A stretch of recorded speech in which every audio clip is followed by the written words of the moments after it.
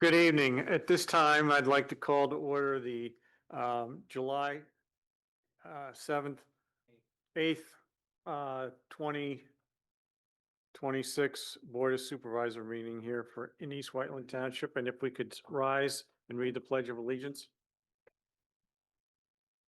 I pledge allegiance.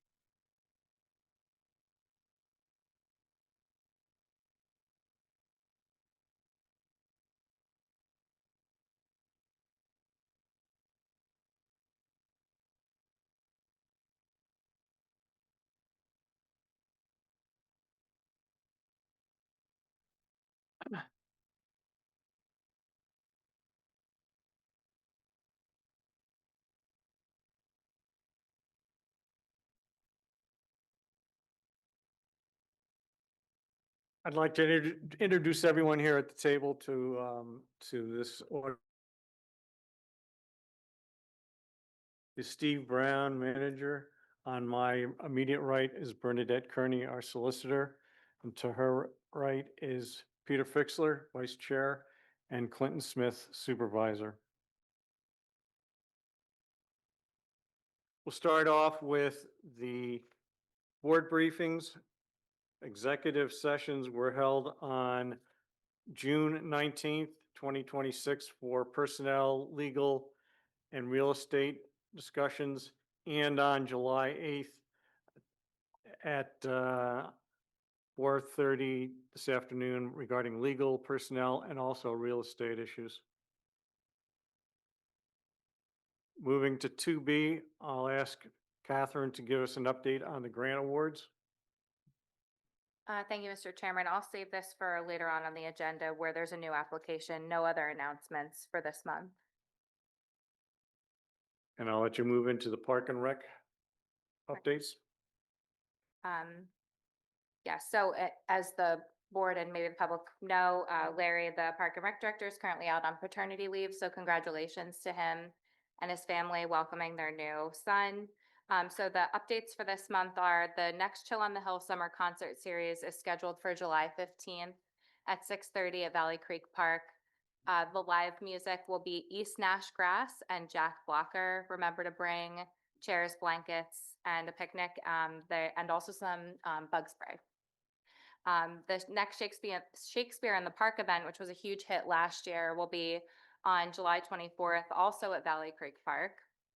And the summer movie night this year will be the Super Mario Galaxy movie. This will be on August 28th at 6:30 p.m. That's the start time for the events, not when the movie starts, because probably it's not going to be dark then. The movie will probably start somewhere around 8:30 or 9 o'clock.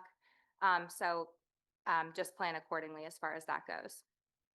Thank you, Mr. Chairman. Thanks, Catherine. Moving on to 2D, I'll ask Steve Brown to give us the beginning of the update on the Sentinel Green Big application. Yeah, actually, I'm going to have Catherine start with an update on the site work and where things stand with the EPA. Thank you. Yeah, so just a brief update. So last week, the township worked with the developer of the data center site to cease all earth disturbance work while the township had a chance to review and respond to EPA's comments on the soil management plan and the health and safety plan. The township is in the process of completing its review of those items, and it's the expectation that as a condition of issuance of the erosion and sedimentation control permit for site work, that the developer will implement all comments of the EPA, DEP, and the township, which will also be shared with the public. Additionally, the township and the Environmental Advisory Council have requested EPA attend a public meeting of the township. At this time, EPA has declined that invitation, but has instead provided written responses to questions posed by the township to provide clarity to EPA's position on the status of the remediation. The township will post these questions and responses to the township website.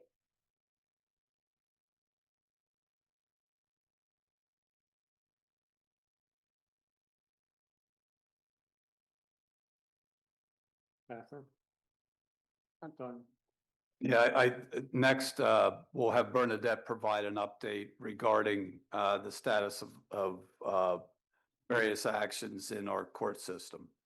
Yes, so, you'll see under the first board motion, there's a motion to authorize the solicitor to execute an agreement and mutual release with Andrew Schneider, Mr. Capsey, and Mr. Deegan. So I just kind of wanted to lay out, there are four appeals or complaints in the Chester County Court of Common Pleas.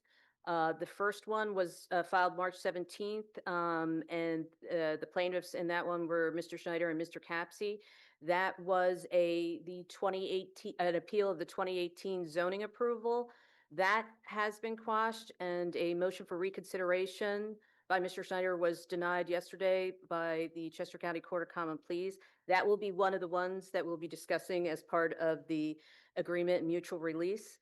The second appeal was Mr. Capsey and Mr. Schneider. Again, this was an appeal challenging the recorded plan and the development agreement. That was also quashed, and the motion for reconsideration was denied yesterday as well. Again, that'll be a part of the 3A that we'll discuss. There was also in May, approximately May 18th, Mr. Schneider, Mr. Capsey, and Mr. Deegan filed a declaratory judgment against the township, the Board of Supervisors, the Zoning Hearing Board, Sentinel, and they were challenging various townships' actions relating to the project, including the 2021 approval, zoning, 2024 land development approval, the recorded plan, and the development agreement.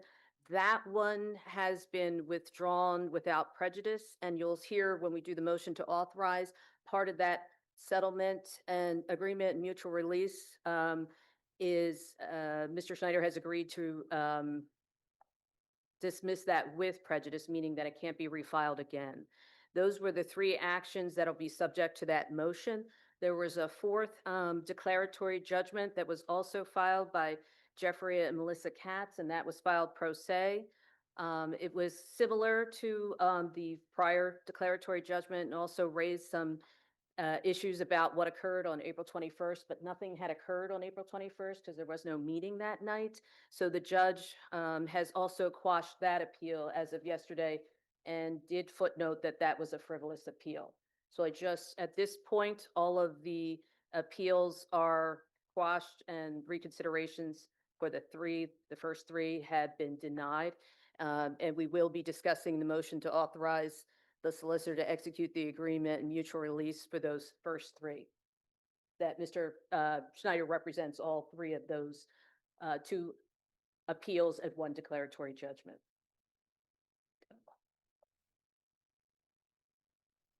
Peter and Clinton, any specific questions you have?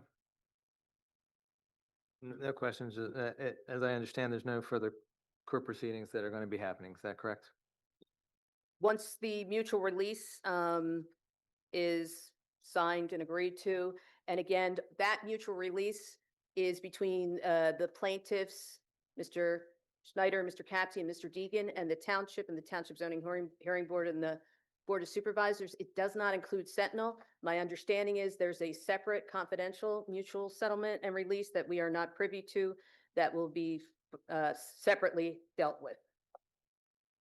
But the Katz appeal, that just, the Katz declaratory judgment, that was just recently quashed. So they do have the right to appeal that. Are there any other outstanding? Those were the four. That was it. Those are the four at the Chester County Court of Common Pleas. Thank you. Can we make a motion now to? I was just giving an update. We hadn't gotten yet to the board motions, but yep. Yeah, might I suggest that, we do have folks in the audience and I know there's interested people here. Maybe if they have questions or comments about the updates before we move on.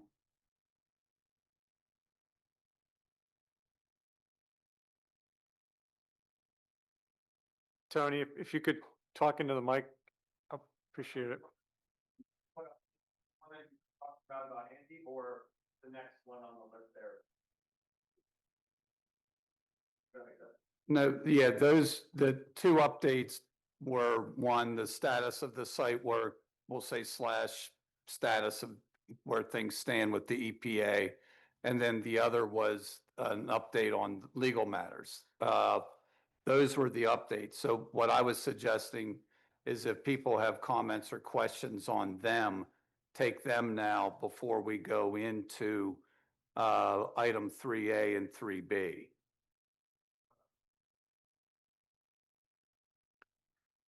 Sure.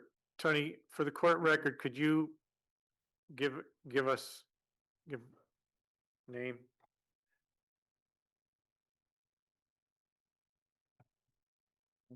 Sorry, Tony Janino, Malvern Hunt. Thanks. If anyone has any questions, if you can come up to the podium. If not,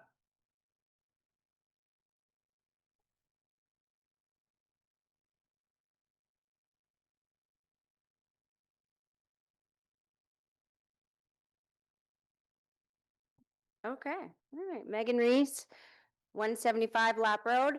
What is the agreement and mutual release? Can somebody just sort of clarify that for me? When we get to 3A, we'll bring that up. I think Zach has the ability to show it up on the screen. Mr. Schneider had reached out on Monday and asked that the township, try and get this on the agenda for today in order for the motion, authorize the solicitor to execute the agreement and mutual release so that he can proceed with settlement, yeah. With what? What was the last With, name? with his settlement. With his settlement? Yeah. Okay. What settlement? I'm assuming we are not privy to what is going, he is going to withdraw all three appeals. So he's going to withdraw with prejudice, meaning they can't be refiled, all three appeals that he's filed. We don't know. Is he gonna come up or no? We don't, he's not coming up tonight? Okay. I'm confused, so that's why I was asking. Yeah, this is litigation that Mr. Schneider had instituted that he Okay. wants to end. Got it. So this authorization for a settlement and mutual release will end that litigation.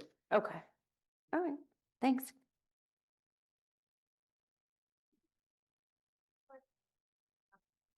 yeah, please come up to the mic and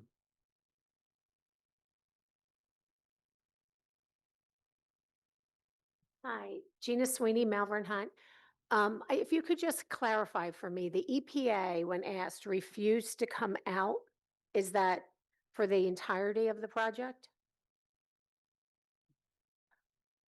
They didn't say for forever. They just said for now. There was a specific request for them to come to the Environmental Advisory Council meeting tomorrow, and they specifically declined that request and instead answered questions the township had posed to them in writing that they felt would satisfy the request That are of on the township. website now? They're not on the website. Oh. They'll be up this week, though, where This you'll be week. able to access them. The township does intend to continue asking, though, for future meetings with EPA. Okay, Yep. great, thank Mhm. you. Yep. Yeah, in fact, we've already done that. We've asked them to consider them holding their own meeting where they can answer questions directly.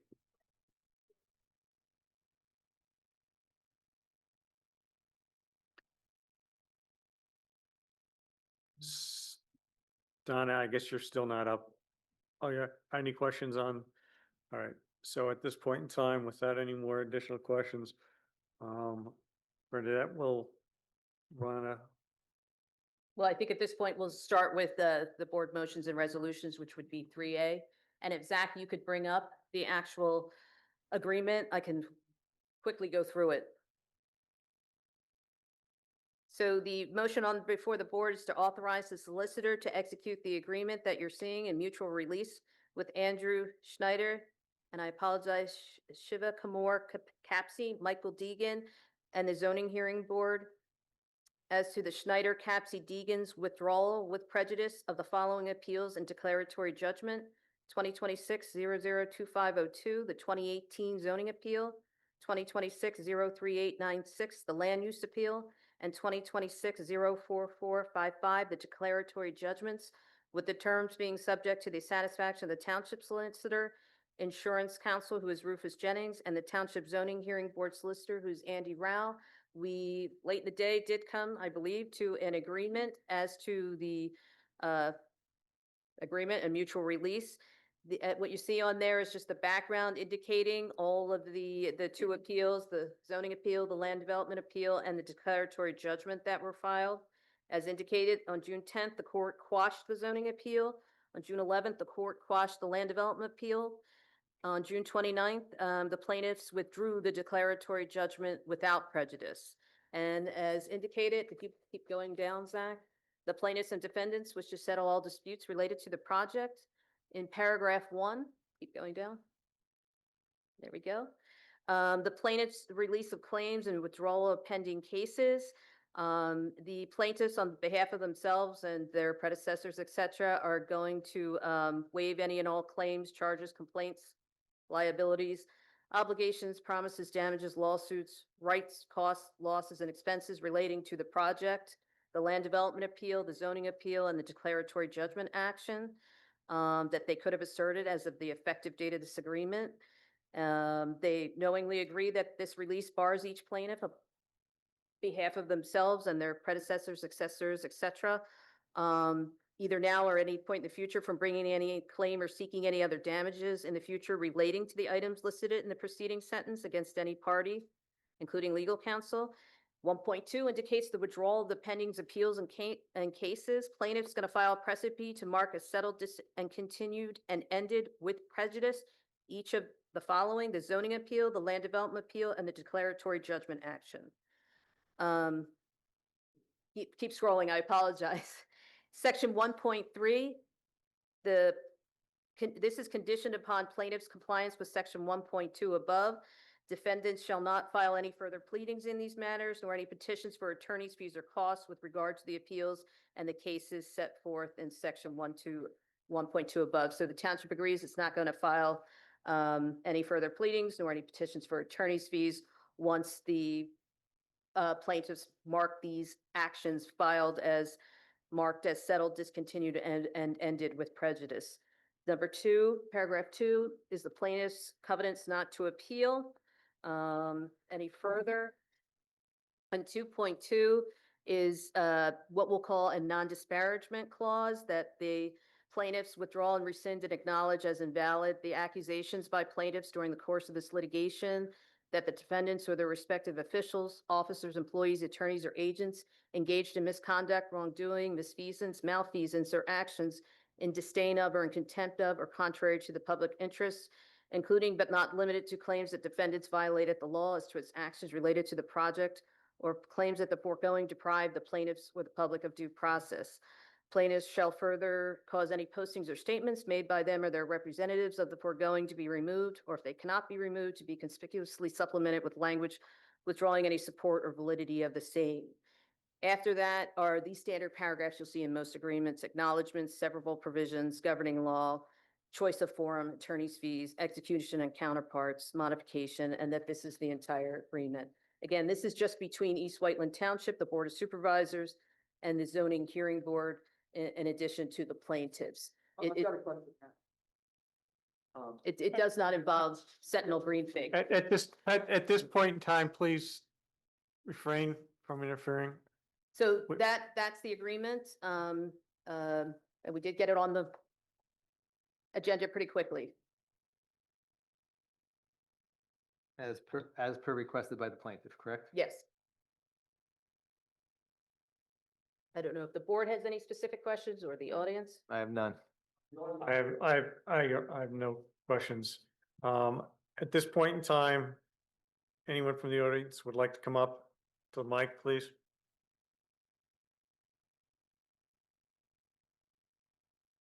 Okay, okay, yeah. Charles Cicelli, hi, Malvern, 117 Minot. Charles, T is in Tom, Assoni. Charles, first name, Malvern. Yeah. So this is needed because the township is seeking to have Andy and Shiva, sorry, I forget your name. It's because you are asking them to pay for court costs, is that right? Is that the genesis of this? No, we were not. Oh, so this is Sentinel's asking that. No, Sentinel did file a petition. We are not privy to whatever settlement they reach, Sentinel and the plaintiffs reach. We're not party to that. So this is a matter that is just telling Andy and all his predecessors and grandchildren and great-grandchildren not to pursue this case. And you're not actually even asking him for money to pay for the court costs. Am I right on that? We did not file anything. This indicates once he withdraws, we cannot. Okay, so this is just you haven't and you cannot. Yes. Okay, so this doesn't really have anything to do with Sentinel possibly asking Andy for money to pay for their court costs, is that right? Right. This Sentinel is not involved in this settlement mutual release. Whatever they're doing, we're not privy So to. this release his motivation to sign it is not that you have asked him for court costs, but that you were threatening to ask him for court costs. Is that true? I'm sorry, say that one more time? Yes, you have not yet asked him for court costs, but you are perhaps threatening him to ask for court costs? No, let me just say, the settlement, this agreement and this document was not initiated by the township. Right. This was provided to It's us. being asked of us Yeah. to enter into it. Right. We've not threatened anyone with anything. But it's being requested because there was a decent chance, you could have maybe just said, hey, you're good by us, or no. So this doesn't have to do with Sentinel, this is only to do with the township. And somehow Andy feels he needs to make an agreement with the township. I don't understand why. Am I missing something, John? Andy requested it. Andy did most of the drafting of the document. Right? So, And he did it based on an implied threat, I guess, or no? No, And he we just never- likes documents. Andy just likes documents. We Okay, never I said guess he we- just, okay.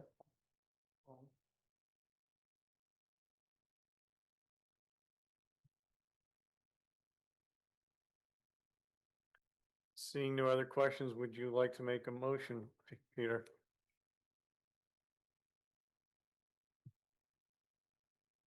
Thank you, Chris. Thank you, Mr. Chair. I'd like to make a motion to authorize the solicitor to execute the agreement and mutual release with Andrew Schneider, Shivak. I'd like to make a motion to authorize the solicitor to execute the agreement and mutual release with Andrew Schneider, Shavu Kumar, Capsy, Michael Deegan, and the zoning hearing board as to the, do I have to read the whole paragraph? Probably yes. As to the Schneider, Capsy, Deegan's withdrawal with prejudice of the following appeals, declaratory judgment 2026-002502, 2018 zoning appeal, 2026-03896 land use appeal, and 2026-04455 declaratory judgment, with the terms being subject to the satisfaction of the township solicitor, insurance counsel, and the township zoning hearing board solicitor. Do I have a second? I second. All in favor? Aye. Aye. It passes 3-0. Next on board motions and resolutions. I'll ask Steve to begin the discussion pertaining to 3B. Thank you, Scott. Most folks in this room know that the developer and applicant has an approved plan from 2024. Most folks in this room also know that the developer has commenced work on the site under that plan. The only matter before the board is the request from the applicant developer for a field change, which is permitted by Section 2 of what's called a land development agreement that reads, if any changes or revisions to the plans, including but not limited to changes or revisions to the cooling towers, the generators located inside the buildings being relocated, or any cooling units or other HVAC units being located outside or on the roof of the buildings, other than those approved in writing by the township engineer as a field change, are contemplated at any time, permission must first be received from the East Whiteland Township Board of Supervisors. The applicant's stated reason for the request is water conservation. The approved plan will use between 3.1 and 3.5 million gallons per day for cooling. The air-chilled units that the developer is requesting to install will require no material water usage for cooling after an initial fill of the closed-loop system. If approved, the applicant would remove the outside cooling towers adjacent to the buildings. Air-chilled units would be installed on the roof with sound attenuation and screening. That's the only question before the board. It's a field change request to change the cooling technology. That's the question. The applicants are voluntarily also willing to do the following, not requiring a field change or approvals from the township. Within the existing building footprint, which will remain the same, they would reduce the square footage of the two buildings to 536,000 square feet, including there would be no basement. And they would reduce the square footage by reducing the height of the buildings, eliminating the basement as well as eliminating the second floor. They intend to enhance the landscaping, as has been discussed at some of the meetings in the past, and they would be willing to do the enhanced architecture of the buildings. Again, those are things that they're permitted to do, whether the township likes it or not, does not require a field change or approvals from us. Those are things they've indicated they're willing to do. So it's important to, again, focus on two things. One, the only question before the board is the field change requested to change the cooling technology. Second, this is the process. The land development agreement contemplates this and permits it. No plan submittal, no hearing, etc. is required. Only thing that is required is the discussion this evening and then action by the board at this public meeting. I will also add that underneath our proposed data center ordinance, which is currently under review by the Chester County Planning Commission, the community ad hoc group that helped organize and put together the data ordinance reflects the same policy as what the developer is requesting at this point in time. So underneath Section 8 of the new data ordinance, under water usage,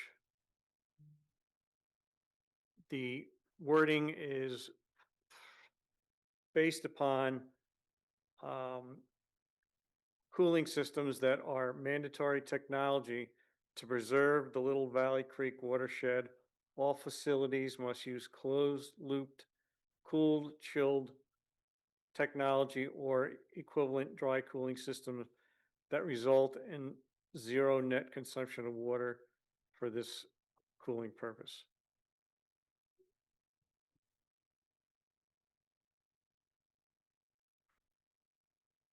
Wow.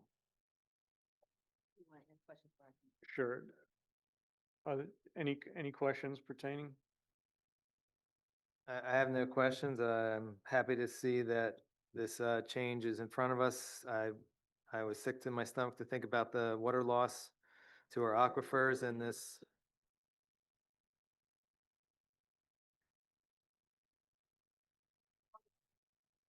And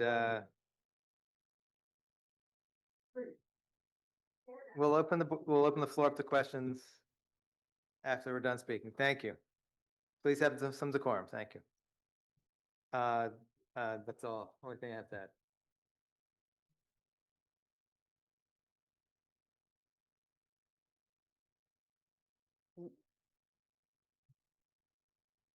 I have other questions, but these would be more directed at the actual.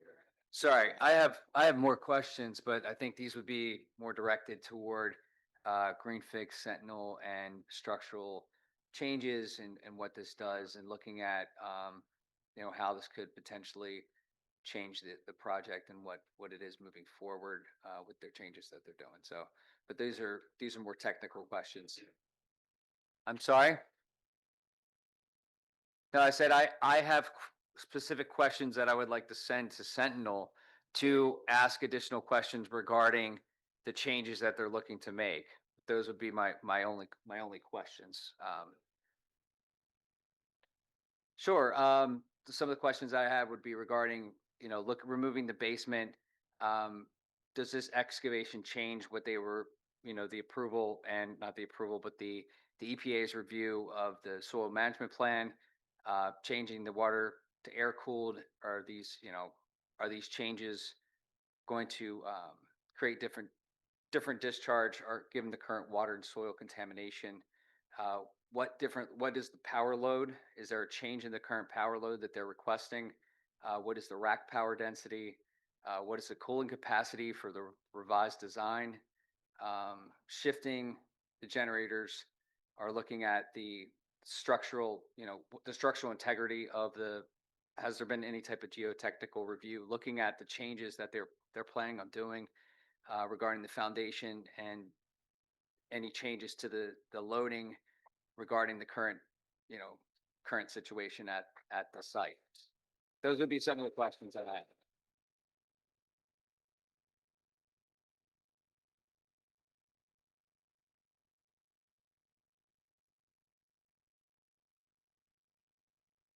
I'm sorry?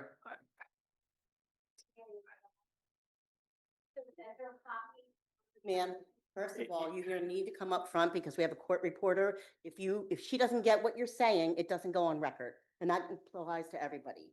So please just patient and give everybody a chance to talk, but don't talk from back here, please. Thank you. Gina Sweeney, Malvern Hunt, the questions that you're going to ask to Sentinel, Mm-hmm. could the EPA also be copied on them so that they could see your question and how they answer it? I'm sure we can copy the The EPA, EPA? but yeah, I don't see why that would be a Because they would be problem. separate from the questions that you're sending Yeah, out. and I think Okay. we have questions already that. are being Right, I just created want to to make send sure them. that yours get answered. Yeah, and well. I would ask They these for review that. their answers. Yeah, All right. absolutely. Can the issue come to a vote before you have these questions answered? I mean, so you might vote today. Is it fair for you to vote today since you don't know the answer to these questions yet? Well, these are my questions that I have. Right, but they're Right. Board of Supervisor questions. Shouldn't they be answered before anybody votes? Well, aren't these very important questions?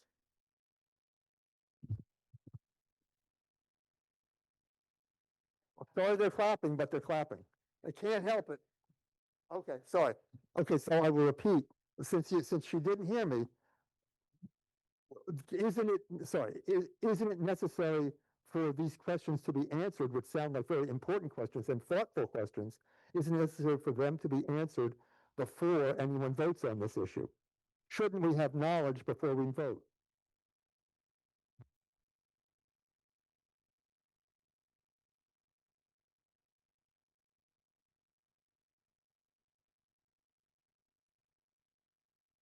Hi. Oh,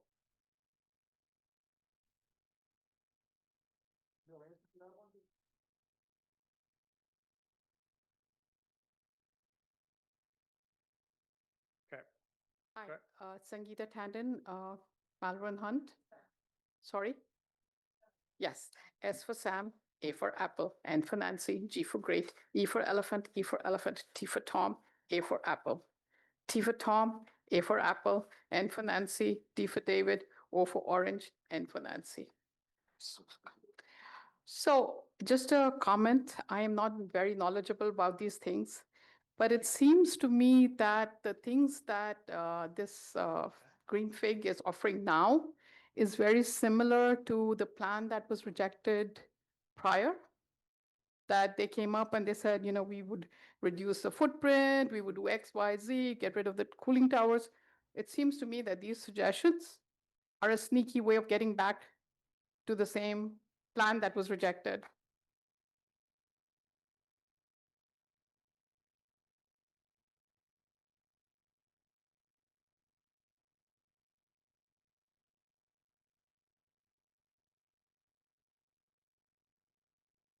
Hi, my name's Stephen Hyde. I live in the Wickfield section of Malvern. Seems to me if the prior plan was to use 3+ million gallons of water a day, and that's going away, what would the electricity demand be? My guess would be an astronomical number. And in a broader view, what happens if the electricity demand from the data center and the general public exceeds supply? How is that reconciled? Thank you.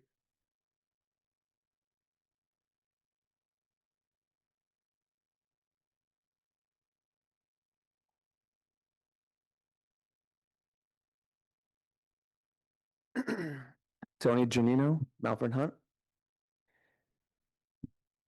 What are we doing? Why is this a thing? We told you from the beginning, this plan was a bluff. I said it was a bluff. It was built using old technology. It will not be built into the future. We told you it was going to use 3 million gallons a day. We told you this. We've been saying this. How is this something you're recommending now they're going to change? We told you this was a bad plan. We knew it was approved. They kept trying to sneak through different changes without a new application. This is warranting a new application. This is not a field change or what the hell you're calling it. Are you crazy? Come on.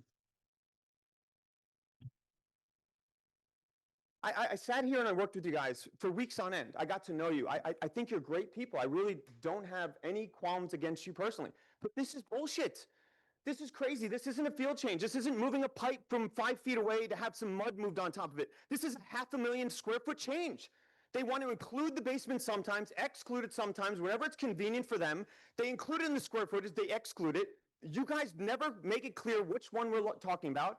Now on top of this, they're saying they're going to put back the air chillers. Are we going to have an acoustic expert come in and do the whole examination again of what that would look like on a smaller square footage building? No, you guys are just going to vote on it tonight? Clinton has a million questions? Come on, this is crap. We live across the street. You couldn't even bring this up less than 24 hours ago? I mean, come on, this is crazy. This is a completely new project. I've been saying this since the beginning. This is a substantial change. If not this, then what is? What counts as substantial? Are they just going to keep sliding these things through and just coming through the back door? If anybody else was putting up a plan like this, you would not let this happen. This is crazy. You put a gun to the head of one of our dear neighbors who was trying to represent us all. He got faced with possibly $100,000 of basically bankrupting his family. Hey, wait a minute. The township had nothing to do with that. Because you didn't protect us early enough. You didn't protect us years ago. Then you had to stand up for us. You guys didn't protect us years ago. Then we had to come in and stand up. $100,000 is ridiculous. I don't care what you know or don't know, Bernadette. I appreciate it that you can't say what you can, but we understand from Andy's side what he and our fellow residents were going through to stand up for us. And then the very next line on the agenda is something that we knew that we're going to sneak through. We were saying this since the beginning. Do your jobs for us. Stop letting them get away with stuff.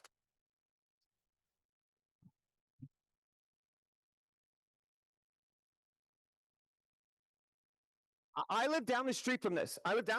What's the change at 3 a.m. going to be with the new chillers? Do you know the answer to that? We have no idea what that's going to be. Is it going to be going all the time? We have no idea. Is there going to be any change to the EPA? Sorry, apologize. I'm sorry for getting animated. I really do appreciate you all. I'm very upset right now. Thank you.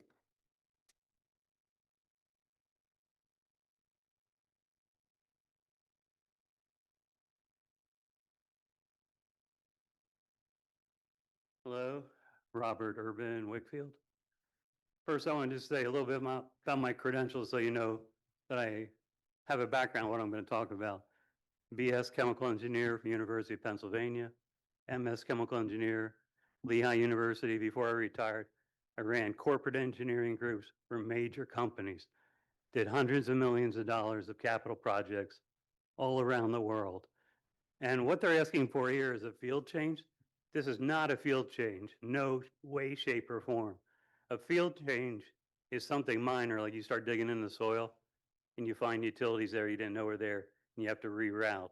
Or you dig in the soil, you find bedrock you didn't expect. Or unstable soil and you got to put in different footers. It's things you do after you're in progress that you didn't know were there until it happened. Like somebody goes through the plant, runs all the HVAC ducts, and the electricians come through and say, I can't run my electric here, the HVAC is in the way. So they got to reroute it. Or one of the last projects I did was a $100 million plant out in Salt Lake City. We're walking down the stairway and like there's a beam right above our heads. And we're saying, that's not code. It just came up in the field and they had to move the stairs back. Those minor things are field changes.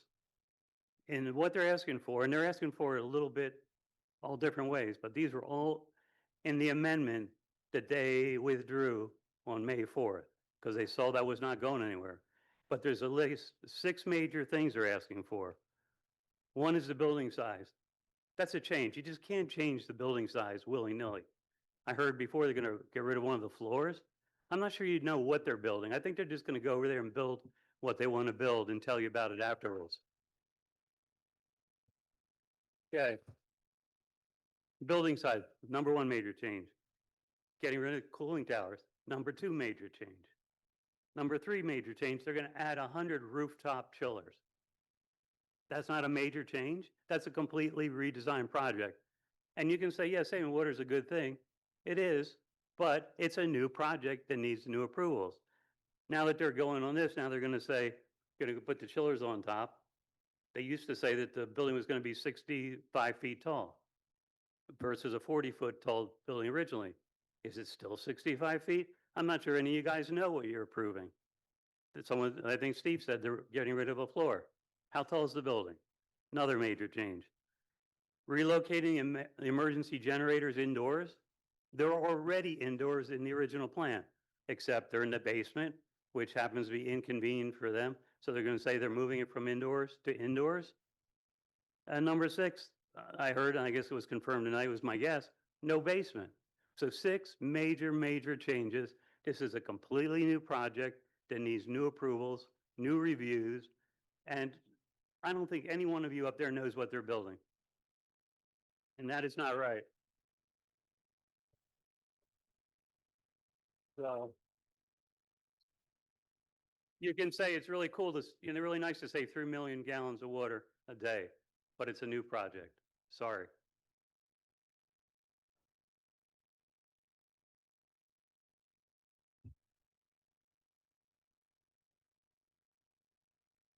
Good evening, everyone. Again, this is Richard Waugh. I live at 8 Westgate Circle in Malvern.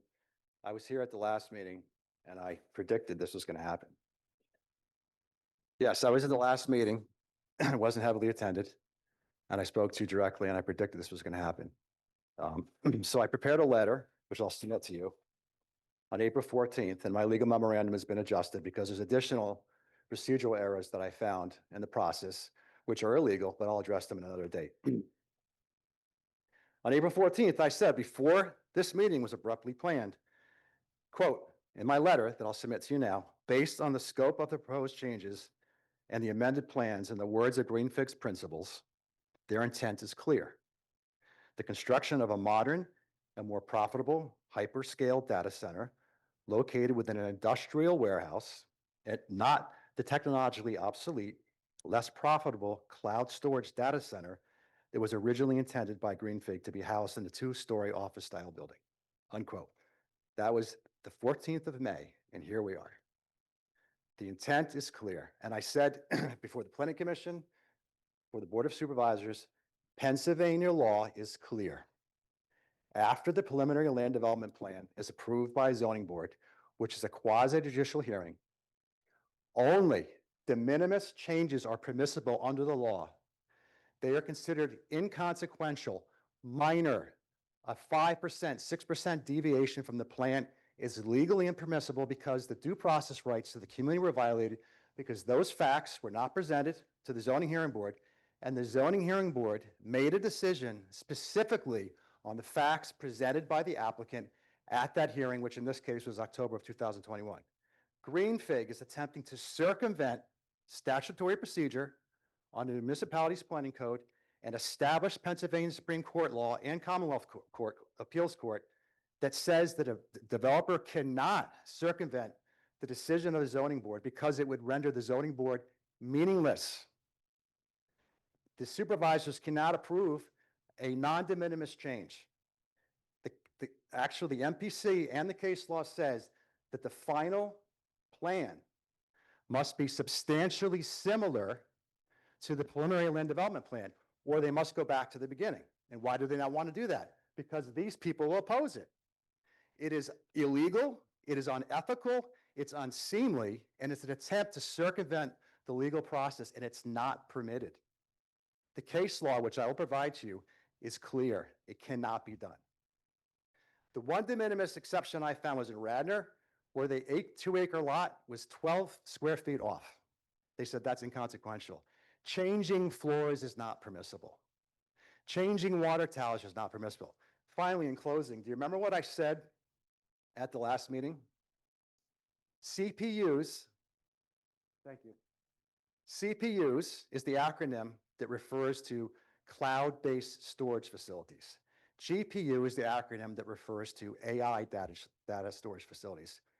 AI hyperscale facilities are extremely profitable, and it's the comparison of selling an 8-track cassette player and a CD player.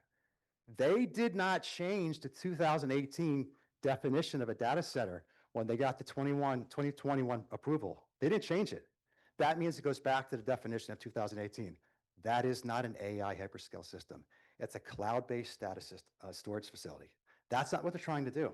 That's why there's increased technology. All the scientific evidence shows what they're trying to do. So in closing, they attempted to use a ruse, insulting your integrity, as well as the community, to circumvent the MPC zoning procedures to get an approval for what they said was an amended land development plan when it was completely new. And I predicted to all the people that I'm working with, now they're going to try and do piecemeal deviations from the approved plan. It cannot be done, it's inappropriate, and it's legally appealable. Do the right thing, read the case law, suspend the decision tonight, do not allow this to happen. Thank you.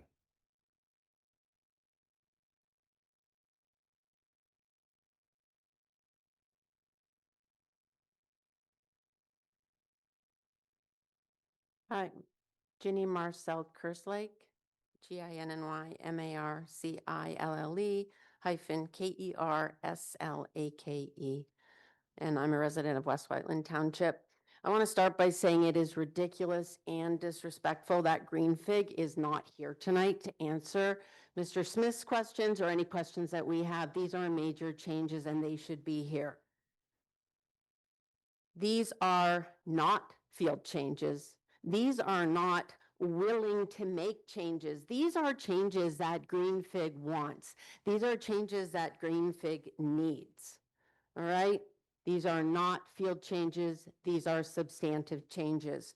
And I would like to remind all of you of how such changes are supposed to be handled under East Whiteland Township's Subdivision and Land Development Ordinance, Section 175-20E. And I'm going to quote, modifications to or of an approved subdivision or land development plan shall be resubmitted and reprocessed in the same manner as the original plan. This requires a new application. I'm going to repeat what others have said. What we have here is yet another attempt by this developer to build what they want to by substantially changing an old plan that no longer works for them. But that is not how this is supposed to work. The developer must follow the proper process and submit a new application. You 3 supervisors are under zero obligation to accept their request for these changes to the final plan. You do, however, have the obligation and the opportunity to ensure that the proper process is followed and to protect the health, safety, and welfare of all these people and everyone else who can't be here tonight on short notice, who you represent. You absolutely must deny this request. Thank you.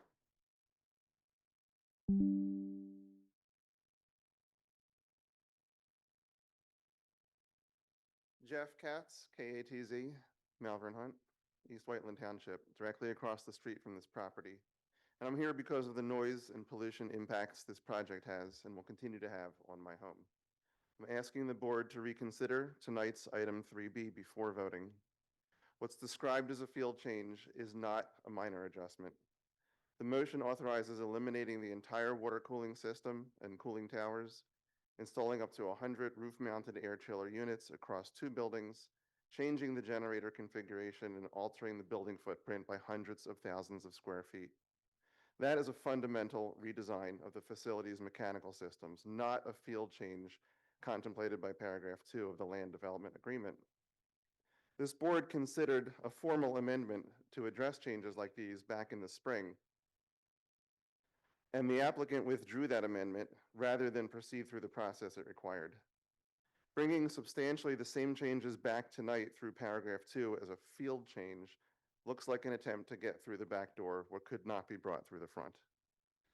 Condition 2L of the township's own resolution 30-2024 required a plan amendment for any increase in the number of cooling towers. Tonight's motion goes far beyond that. It eliminates the cooling tower system entirely and replaces it with a different cooling technology on the roof.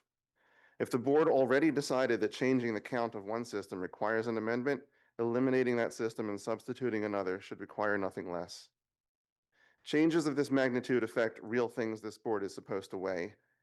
Noise impact on surrounding neighborhoods from air-cooled chiller units, which behave very differently acoustically than the water-cooled system that was originally reviewed, and structural and site changes on a property that sits on a current and still unremediated Superfund site, where earth disturbance and construction methodology have already been a documented concern. A change of this scale should go through the same process any substantial modification requires: a referral to the Planning Commission and a public hearing where residents and technical experts can actually evaluate the noise and environmental implications, not a same-night administrative vote. I'm asking the board to table this item, direct the applicant to submit it as a formal amendment application, and allow for proper review and public comment before any approval. If the board moves forward tonight regardless, I'd ask at a minimum for a written determination on the record explaining why these changes qualify as a field change under paragraph 2 rather than a plan amendment, so that determination can be reviewed. Approving it tonight as a field change when it plainly is not one only invites further legal challenge, which benefits no one, including this board. Thank you.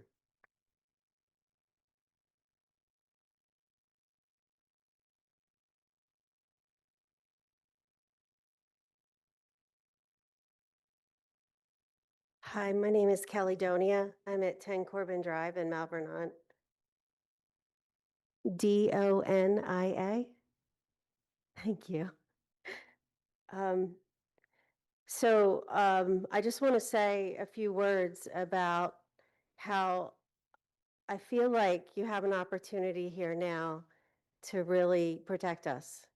And how disappointed I've been in the agencies that I think are there to protect us, like the EPA and others that really haven't been there. We, as citizens, the only thing that we can do is sue our own township, and then we don't really, and these bigger law firms, and we don't have the money to go up against these agencies, but you all have the right to do what's right here. We're telling you, this is not something that you would get into trouble doing. If you stand up for us now, you won't get sued. If we have to come back later and sue you for not doing the right thing, we can't do that. We can't. So now that we don't have a lawyer, I did call a lawyer today, and they said the same thing that everyone else has been saying, that this is not a field change, and they can't even believe that it's being discussed. So please do the right thing.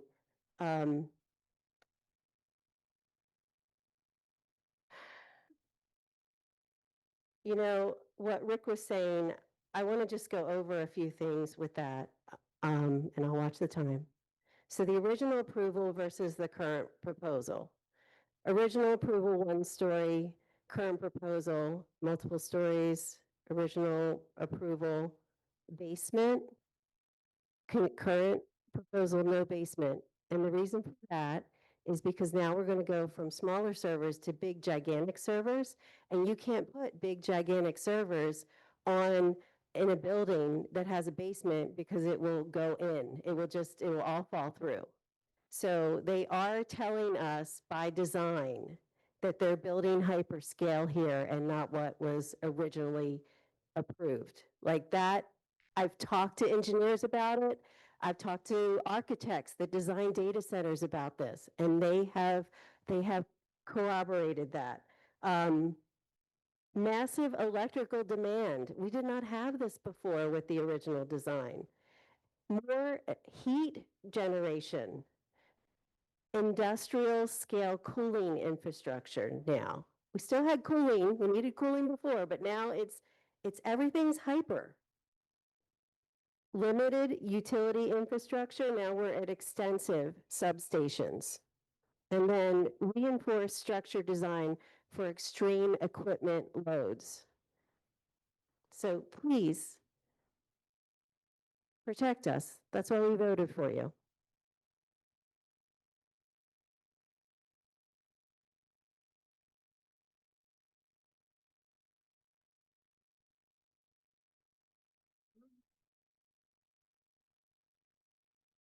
Good evening, Tim Caban, 1050 West King Road. Timothy Caban, Charlie, Apple Boy, Apple Nancy. And I live at 1050 West King Road. Thank you. I just walked in, so I apologize for just walking in now. I'm confident I know what people said, that this is not an amendment, that should be evaluated as a new plan. And I'm going to say the same thing I've said before, because of the lack of feedback many times that we get from our representatives because of fear of being sued. And the simple advice is that to remind you, please, that Ms. Kearney works for you, not the other way around. And I really hope that when you're making decisions, that you make the decisions on that basis, and that as supervisors in a leadership role, it's your role to direct your lawyer what you want to do and have her give you the pros and cons of that. And if the cons are too big, you can give her another solution. She can give you the pros and cons of that. But running a township in fear of being sued is no way to run a township. Now, I hope you won't do that. I can't know until you vote. But I will say that over more than a decade, I've witnessed the town be governed that way with other supervisors who aren't you. So please, I hope you will stand up for us. And it's not that you're standing up for us in the abstract. You have plenty of background from all the people that spoke here about why you can have a reason to deny it. So please rely on everything they've said that I'm sure they said, even though I didn't hear it. But please remember that the lawyer works for you, not the other way around. And if the guidance is from your lawyer to do this, to fear getting sued, after you vote yes to move forward, the second vote should be to fire Bernadette, because it's awful legal advice. Thank you very much.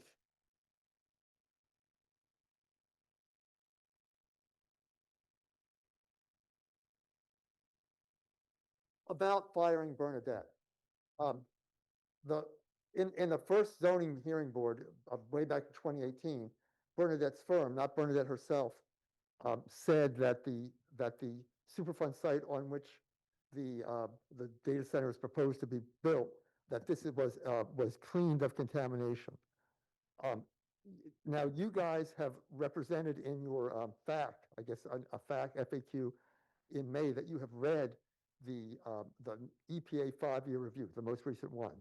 Let me ask, was your impression that the Superfund site has been cleaned of contamination? Because that is what her firm has said. Do you guys know, or do you maybe not think it's important? We're still waiting for the answers to the questions that are being put. There was an EPA 5-year review that you guys said you read. Did you not get anything out of it?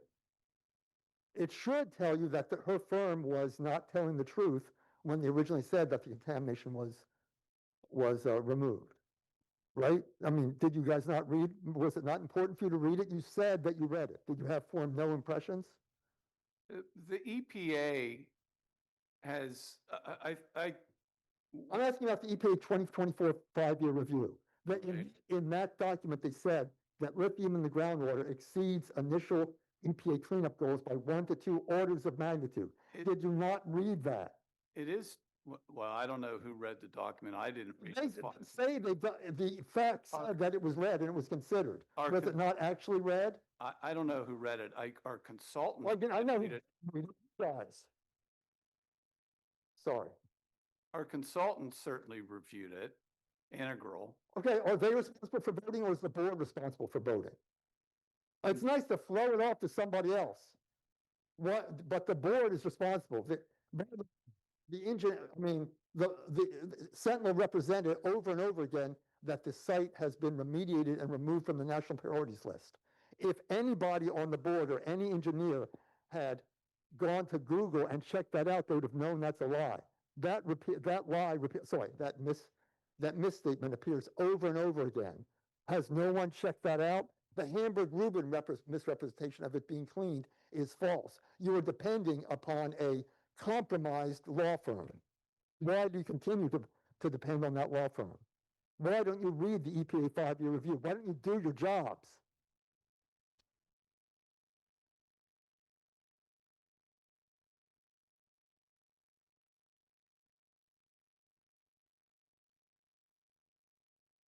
Hi, everybody. Thank you guys all for everything that's been shared so far. My name's Jessica Larkin. I live at Two-Ton Bridge over in Wickfield. I want to start by reminding us why we're here tonight, which is to vote on a change. As we've heard from multiple people, this is not a change. Mr. Lambert, you knocked on my door before I voted for you back in 2017. And I voted for you because I wanted you to protect me and my family and my neighbors. And you guys have a chance to do that tonight. I think the most important thing is that Mr. Smith does not have answers. He doesn't have answers to his questions, which means there's no way he can vote yes tonight. And you too should support him on that. No vote until you have the information that we can make this change. Thank you so much. Please protect East Whiteland.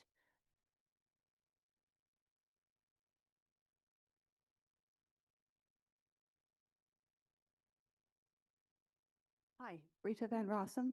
I live at 1011 West King Road, Malvern. Yeah, you know, once the Green Fig people went back to the original plan, we kind of all knew that this was coming. I mean, I said something at the last meeting that they were going to try, that they weren't excited about building the old plan. They just, you know, said yes because they didn't think they could get the new plan approved. And now, sure enough, they're back and they're busy massaging and they're going to be busy changing it into the new plan, as so many people have said, and it's a huge change. Anyway, I kind of feel like none of you guys were there when the original thing was approved. So, you know, we can't really hold you responsible for that, and we don't. But now, because Green Fig is coming back and I'm sorry. I'm sorry, am I talking to the wrong person? Scott and I were at the original. Oh, okay. 2021. All right, well, okay, never mind. Anyway, side note. But in any case, I just want to say that by Green Fig coming back now, it's become clear that yes, they don't want to build the plan that's been approved. They want to build a new plan. And I feel like they've kind of opened the door. They're giving you an opportunity to say no when you weren't able to say no before, when you didn't think you were able to say no. So I hope, as other people have said, that you will take that opportunity and force them to go back through the zoning approvals, now that everybody has become aware of what actually is going to be built, versus back in 2018, I don't even know, when nobody was, you know, what's the word? Just didn't have their red flags up and weren't paying attention, but now they are paying attention. So if you would, you know, don't say yes, take the opportunity, please. Thanks.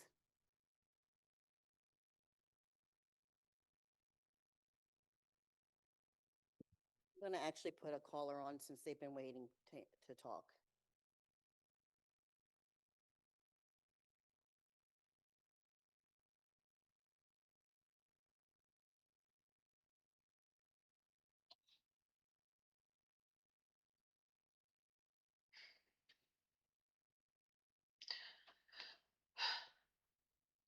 Okay.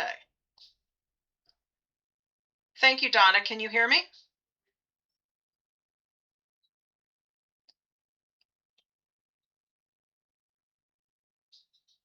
Yes, we can hear you. Go ahead. Okay. Carla Zambelli Mudry, East Whiteland resident.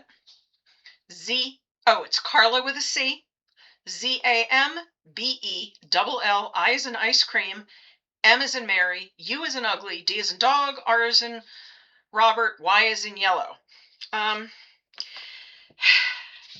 I am really torn tonight. I honestly believe you need to deny or table this, and I believe the supervisors, you also need to explain yourselves, starting with, why do these developers get so many bites at the same darn apple?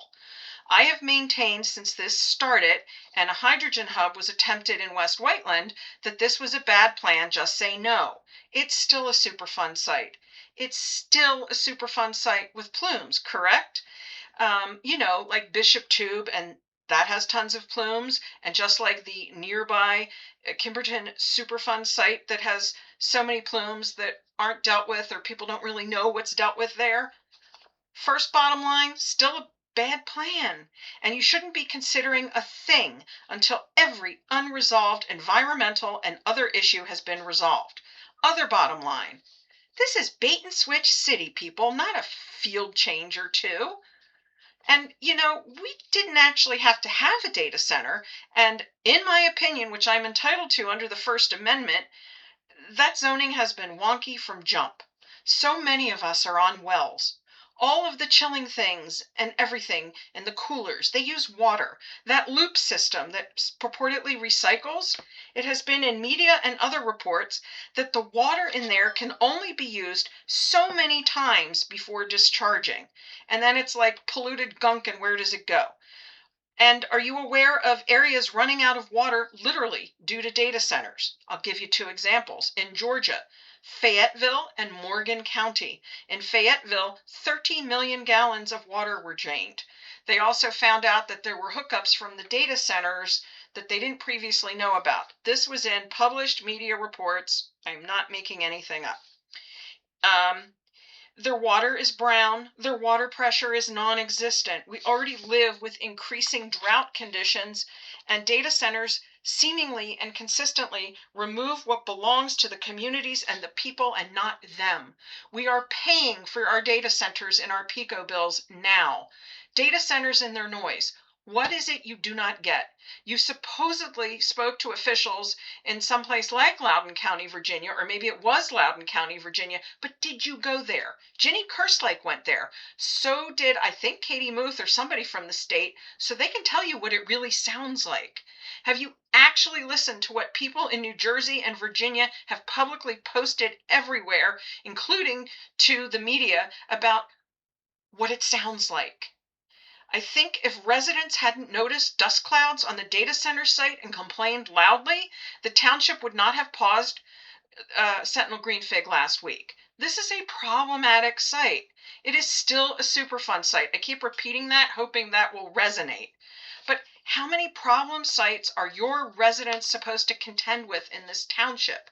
As residents, we deserve better, and you all know it. Your job is to protect the health, safety, and welfare of the citizens, and you're really nice people. Well, I don't know about you, Peter, but you're not. You have to do something for this. And for the township in general, if you're following Robert's Rules of Order, your consent agenda should precede, not follow things filed like this under consider board action. Thank you very much for your time. Have a great night.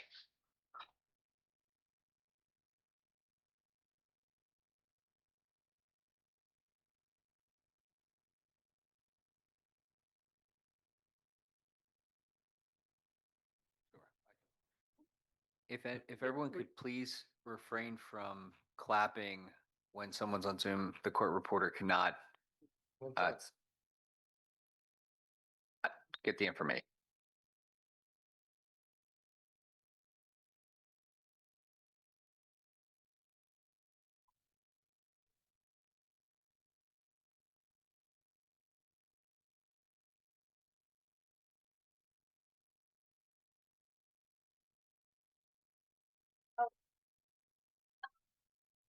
It happens, Carla. It's okay.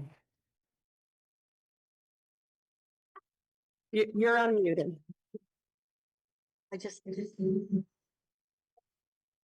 we go.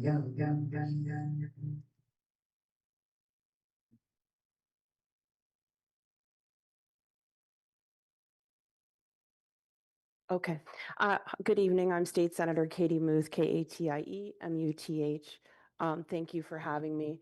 I learned of this agenda quite recently, so my notes are scribbled, but I want to bring a few points in one of the supervisors already had mentioned. First and foremost, the power load really needs to be answered. If this is a different footprint, is it the same megawatts, or we don't know that for certain? Has that information been provided to the board? So you have no idea the new megawatt or if it changed? We don't, okay, so that's an outstanding question. The other question I discussed with Steve earlier today, just based on my, novice knowledge of data center development in the Commonwealth, is that air chillers are significantly louder than any other type of cooling system. And so whatever sound study that has been submitted needs to be completely redone.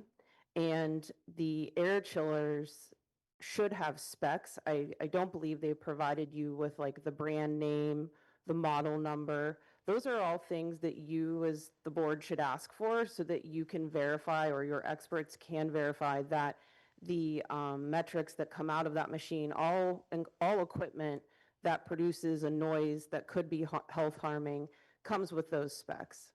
So you should be able to ask those things, also of the generators that they decide to use, because it's a little wonky, but it's not that hard if I can do math, and I had a tutor in Algebra 1 at Penn State, that you can figure out the total impact on your own, even without a sound expert to show that additive sound. Because the other question I have is, if the generators are no longer in the basement, I read it as that they are inside the building. Is that accurate?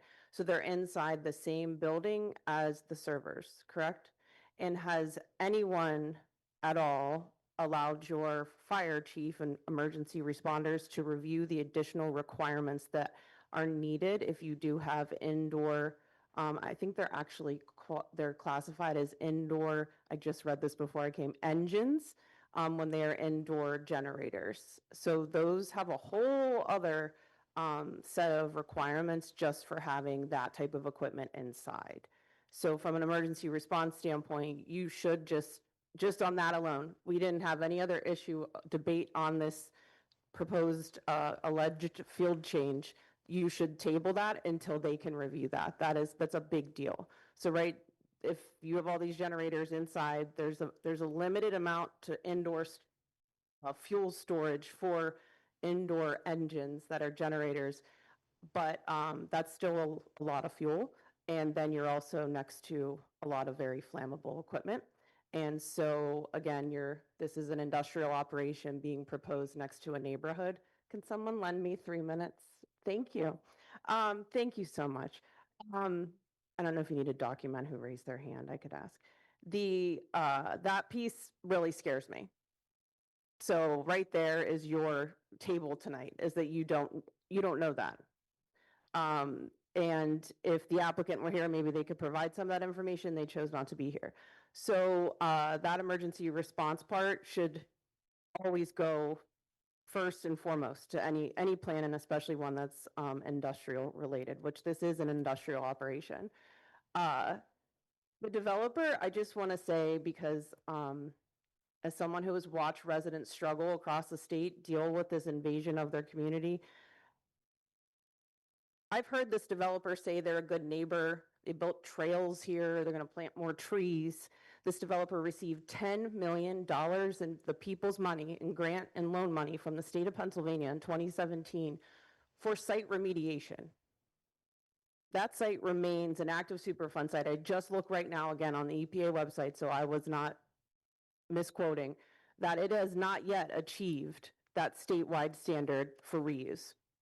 Says it, not yet achieved. So I understand there's been back and forth with the township and the EPA, but I'm not aware of a law, Bernadette, please correct me if I'm wrong, that says that you as a municipality can't go beyond what is required. Actually, you can. The government at the federal and state level is the floor. The local government can go further. You just can't do less than the state and the federal government. You have full legal authority and arguably a moral right to do that in terms of upholding the Constitution and the municipal planning code. And there is case law from the Pennsylvania Supreme Court that brings me to my next point. Has the applicant provided you all with any information on how the harms of this industrial operation will be contained at the property line based on these new changes? Is there an assessment of any of the harms that are known provided to you? No, okay. So there's a longstanding Supreme Court case that literally states that a property owner is obliged to utilize their property in a manner that will not harm others in the use of their property, and zoning ordinances may validly protect the interests of neighboring property owners from harm. Pennsylvania Supreme Court. You have more than enough to deny this tonight. And if you don't have the courage to that, you're going to table it because you don't even know how to respond if something catches on fire. That's how easy this is for all of you. Super easy. I'm making it real easy for you. And to Charlie, since you're not here tonight, and he's been the golden boy with the golden ticket in the state government and apparently the federal government now too, to circumvent these processes that are meant to protect people, but he seems to get a VIP pass. He gets $10 million in grant money. He gets to build on a Superfund site, put lithium through the air to poison people, but he's a good neighbor. I think you should think about what type of person you're letting doing business in your township. If they are threatening to sue residents, sure. If they are threatening to sue residents, what kind of neighbor is that?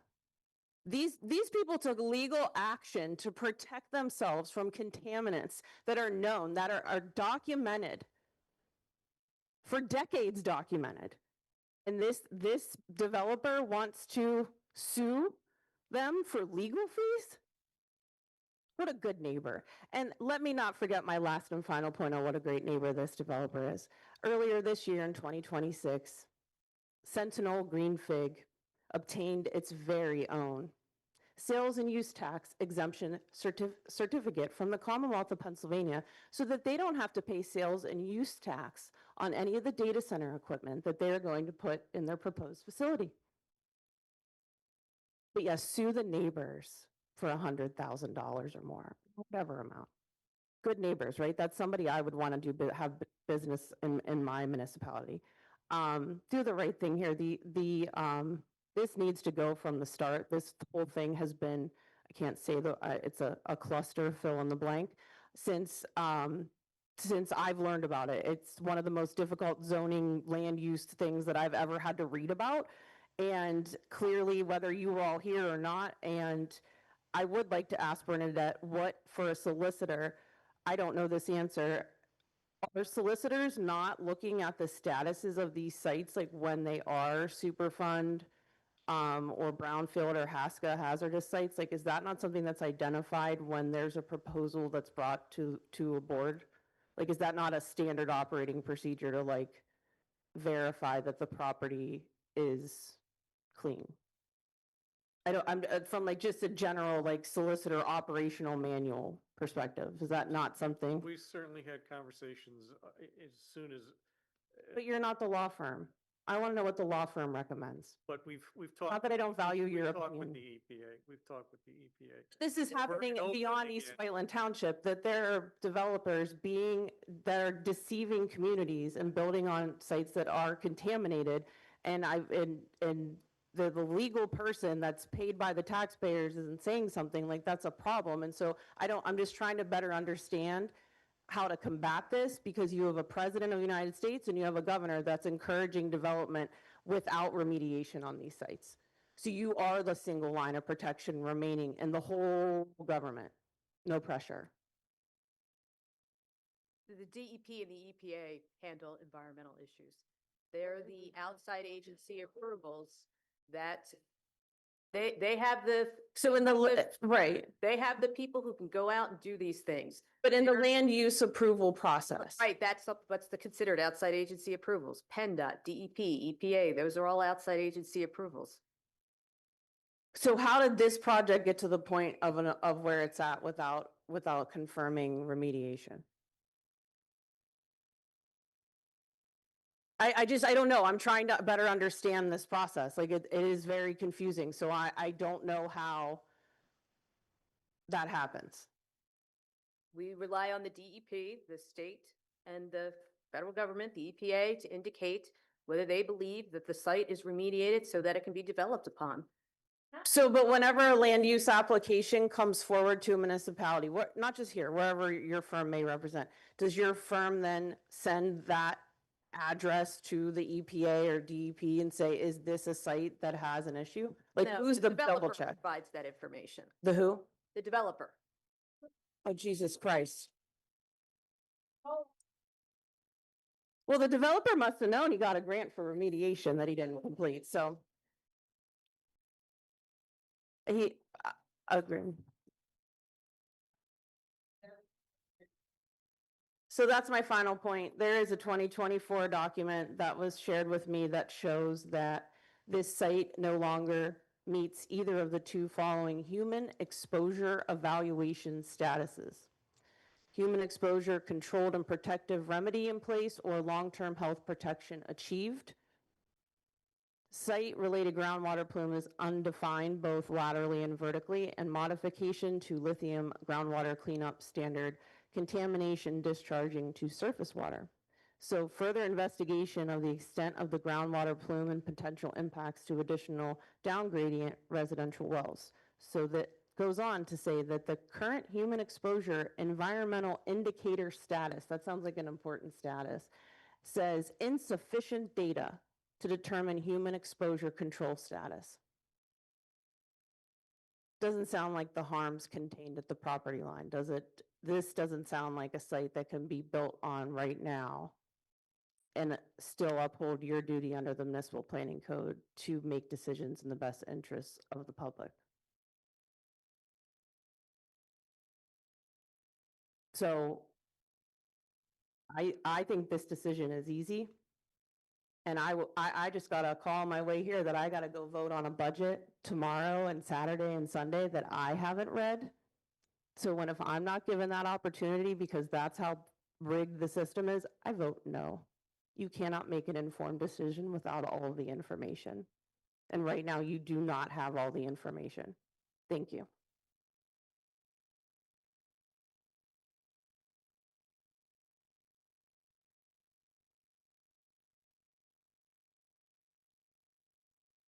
I hate to come up for the third or fourth time. Okay. I hate it. I do ask again, you said that you accept the developers. I'm word sorry, for it. you've been up three Right, times okay. already at this Okay, point. just in saying, time. did you Let someone else, please, talk.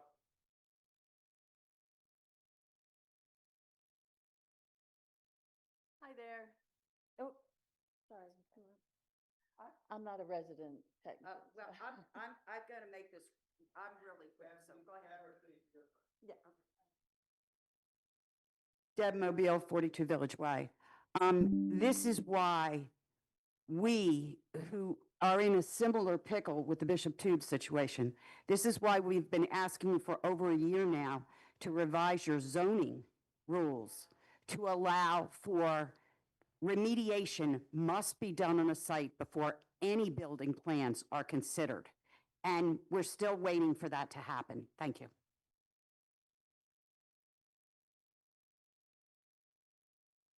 This will be our last question, so please come forward. Okay. We've got a time limit and many other things on the agenda. Okay, I'll try to make it good. Hi, my name is Sue Arenshield, Arenschchield. I live in Phoenixville. But I just wanted to ask if anybody has considered auditing that $10 million for remediation to see how it was used. Was there supposed to be some sort of report submitted to prove that they did what they said they were going to do, or what was required? Yeah, we don't, I am not even aware of I mean, other than what I've heard, is that the money was provided to the developer. So I'm not sure where the money came from, and the township, Maybe I it's should ask not, the senator. yeah, the township, it's not the township's responsibility. The township's, to my knowledge, never done anything like that. And so However, it is your responsibility to approve plans that are, say they're going to be done on a remediated property. Yes? subdivision land development plans, it's our job to review and make decisions on them, yes. So, did you? Or, I mean, you said you just relied on the developer saying he did it. Now, what Bernadette was trying to explain to Senator Muth just a few moments ago is that the township will typically review, not typically, all the time, we review subdivision land development plans against our ordinances, primarily the zoning ordinance, the subdivision land development ordinance, and stormwater ordinance, sometimes other ordinances. It's quite usual that the township will condition the approval of a plan on the approval of outside agencies, whether they be county, state, sometimes federal agencies. And that's what was done in this case. So they provided approval from EPA documents that. Well, yeah, that's a whole nother topic. The EPA, they issue what's called a comfort letter, which we've discussed at other meetings. In fact, they've issued 2 comfort letters regarding this property. And they're not going to tell the developer or the township whether it's approved or not. They simply issue those comfort letters. And that's what the property owners get. And then that allows the construction from the EPA's perspective. Then why would you accept it as something that you should approve? Because that is the outside agency's quote approval, even though they don't approve it, that's all they do. Okay, but you're supposed Wait to a be our second. best interest. Who's a liar? The applicant? Okay. I didn't say the applicant. I said the EPA. Maybe. They maybe you haven't can- said yay or nay. You just said, well, kind of, sort of, maybe. That's what all I can tell you is when you communicate with the EPA, that's what they'll tell you. Okay. They do not issue Okay, permits fine. like, I understand it's difficult to understand them. I mean, most agencies we deal with issue some sort of approval, issue some sort of permit. They do not. Okay, that's fine. But again, it is the Board of Supervisors' responsibility to protect the people of the township. And if you can't guarantee that from the lack of information you receive, then why would you approve it in the first place?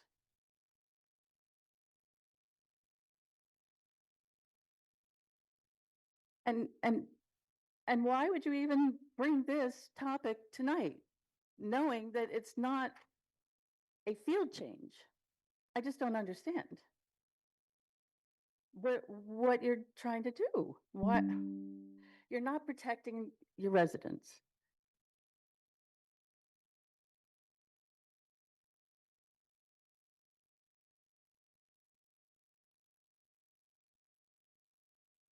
You want to say something, Ted?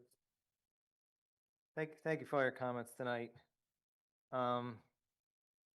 Just to frame where I am, I don't disagree with your environmental claims, and to answer your question, Charles, about how we read or don't read these things, we do rely upon our experts, because I don't know what I'm going to be reading when I'm looking at these documents. Speaking of it, thank you. I have to depend on my experts and what they advise me upon. I can't make suppositions. That's all I'm going to say on that. In regards to the data center and the meetings prior to this, when the applicant had pulled their application for the revisions, the large revisions, that's the last I thought I'd be saying about that, because it was an approved plan. I certainly was waiting to see what happened in the court with Andrew's appeals, and that went the way it did. And from what I've seen being reported to me from the township, they've filed for their permits. They are moving forward with the construction of the data center they proposed in 2021 and have approved and have recorded. What with respect to it being held up at the EPA questions. But I fully believe once those questions are answered, they're going to move forward with their plan. And what's in front of us tonight, if we could have some decorum, and please let me speak. I very much appreciate that. Thank you. We've certainly we let everyone ask their questions and speak. Please let me. What's been presented to us this week, as I said before, I think is a gift in that it's not going to. They're still going to build a data center, but it's not going to be a data center that is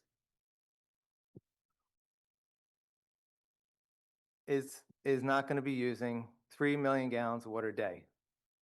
For if we don't approve or pass, whatever you want to call it, the field change for air cooled versus the water cooled, they will continue their construction of.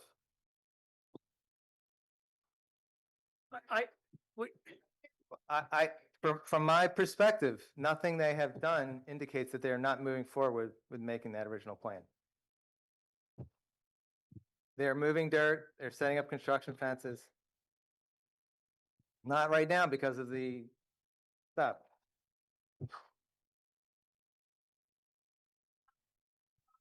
So what's in front of me now? As I said, I thought they were only building the water cooled data center. What's in front of me now is a data center that's a third the size of their original proposal and is not going to use any water. So I feel would be environmentally irresponsible to not approve this plan. I know it doesn't sound popular, but would be greatly more unpopular is to.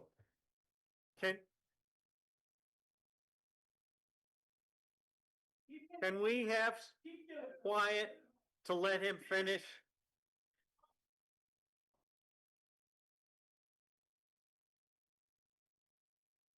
Can he finish, please? What is in front of us is a choice between water and air. And I think it's a very simple choice. There's nothing to spin.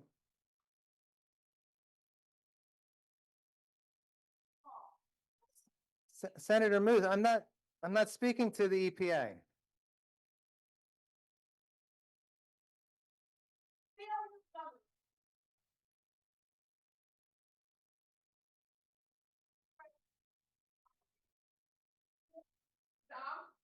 Another board member has a list of questions. You have no answers to them. Oh, no.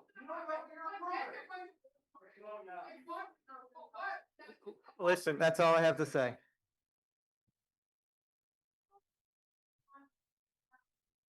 Mr. Lambert, would you like to make a motion?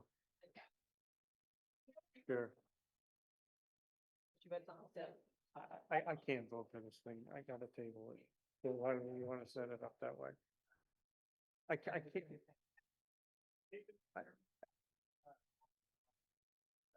I got a table. Then you're gonna, I that you're gonna pick a date, because they're not gonna wait. I know they're not gonna wait. We've got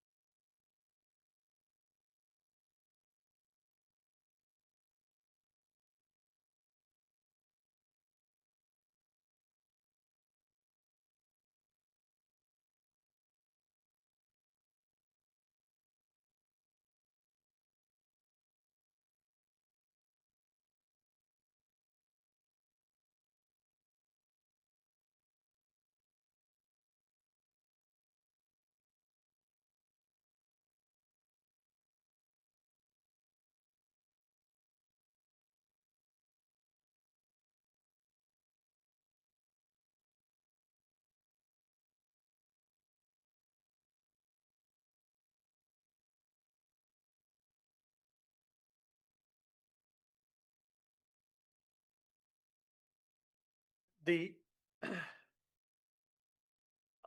on the outside, when you look at what came through today, the action is occurring because the developer, and listen to what I have to say before you start jumping down my throat, please. I respect your comments, but the action is occurring now because the developer was preparing to file construction permits applications.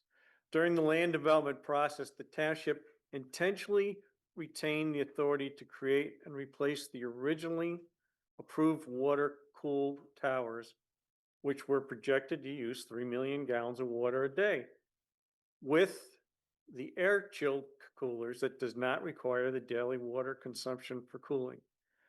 That, coupled with the fact that they were eliminating a basement, that they were decreasing the total square footage from a little over 1 million to 536,000 square feet. Okay. Was seemingly an attractive situation in terms of a better situation than what is sitting out there and approved. They don't need to go through the approval process.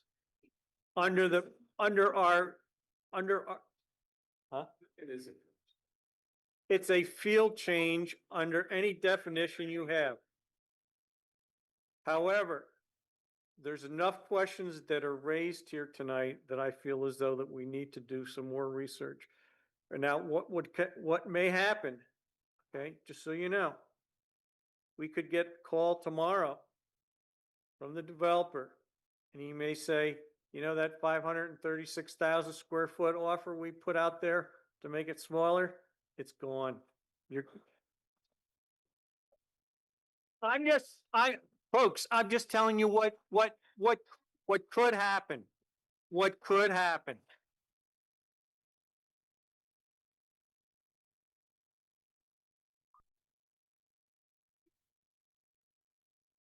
And they have an approved plan. They have an approved plan. They can go back to it and begin it.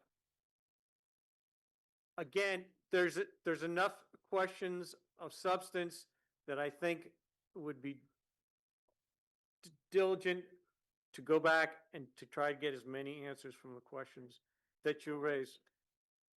So from that standpoint, as long as you understand what could happen, but from my standpoint, I'd like to make a motion to table to inquire more answers.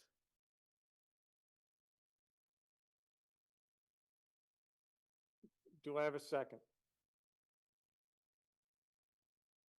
I'll second that.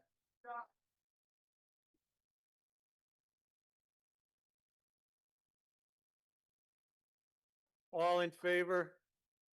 Aye. Aye. Passes 2-0. Opposed?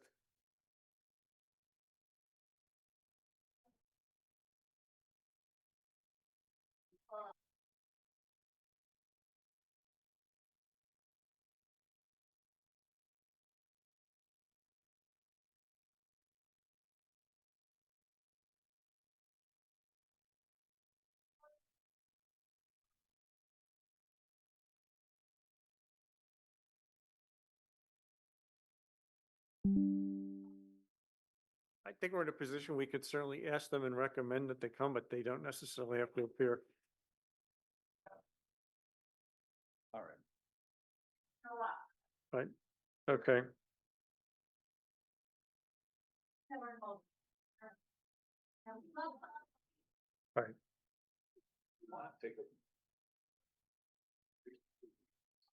I forgot the court reporter's name. Huh? What's the court reporter's name? What are we doing on this one? I went to answer, she needs a break. Well, now we're down this. Excuse me. I apologize.